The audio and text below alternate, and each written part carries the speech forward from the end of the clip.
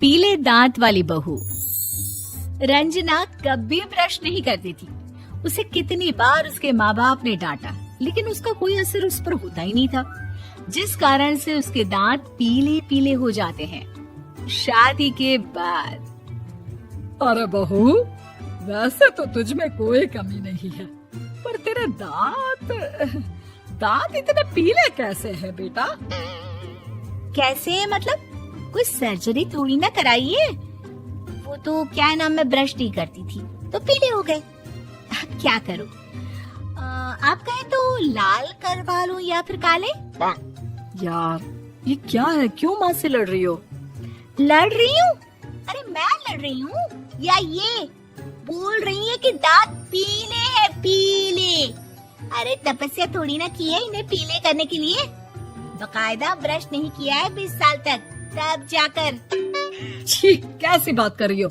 ये उस वक्त तो पीले नहीं थे जब हम लोग तुम्हें देखने आए थे। अरे तब साफ करवा लिया होगा डेंटिस्ट के पास जाकर।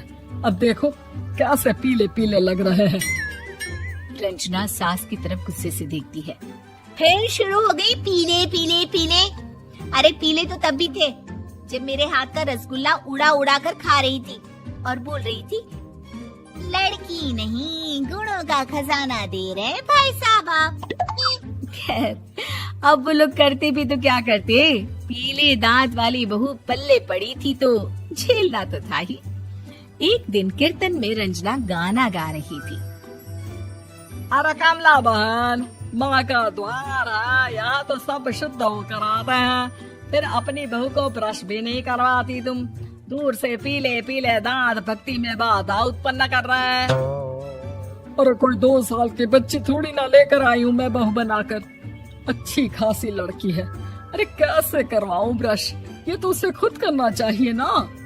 अब माँ बाप तो इसके जैसे तैसे निपटा दिए, ये नहीं सोचा कि सास कैसे संभालेगी। सास बहू को लेकर घर आ जाती है, लेकिन सोच लेती है कि अब इसे लेकर कहीं नहीं जाएगी।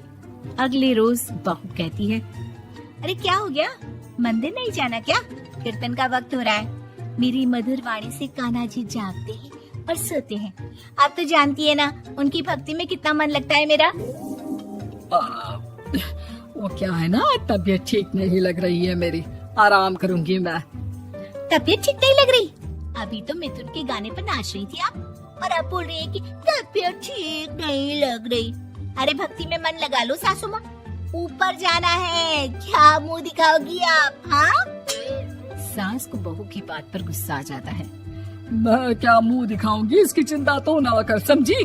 अपने मुंह की चिंता कर, जो ये पीले पीले दांत लेकर हर जगह पहुंच जाती है। पता है लोग कितना मजाक बनाते हैं। ना जी ना, मैं नहीं जाना कहीं तेरे साथ। तो ये बात है, कोई ना, मत जाओ, मैं अपने कमरे में ही बैठकर भक्ति कर लूंगी।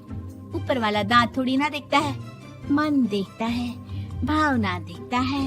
और अरे बस बस, तू सब कुछ दिखा, बस ये सफेद चमकदार दांत ना दिखाना किसी को, है? जा यहाँ से। बहू को सास की बात का कोई फर्क नहीं पड़ता, वो तो जैसी थी वैसी ही रह जाती है। सुबह नहाकर किचन में खाना बनाना, फिर खाना खाना, कीर्तन भजन करना और सो जाना। एक दिन, माँ जी मैं सहेली के घर जा रही हूँ, शाम को लेट आऊंगी। हाँ हाँ तो जाना, मैंने कौन सा तेरी आरती करनी है घर पर बैठकर। रंजना सहेली के घर जाती है, जहाँ वो पार्टी में जाने की तैयारी कर रही होती है। अरे शिखा, कहाँ जाने की तैयारी कर रही है?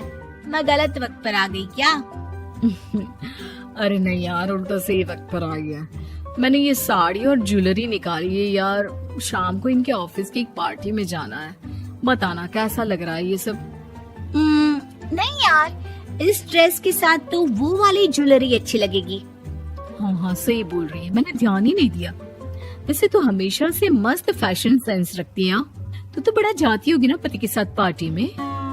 रंजना कुछ नहीं बोलती, बस सोचती है कि यार काश ये बात सही हो जाती, पर मैं क्यों नहीं जाती पार्टी में? क्या इन लोगों की कोई पार्टी होती नहीं होगी? रंजना घर आती है और रात में पति से सवाल करती है, एक बात बताइए, आप मुझे किसी पार्टी में क्यों नहीं ले जाते? क्या आपकी यहाँ ऑफिस में पार्टी नहीं होती? पति बेचारा क्या कहता कि दांत पीले हैं तुम्हारे इसलिए।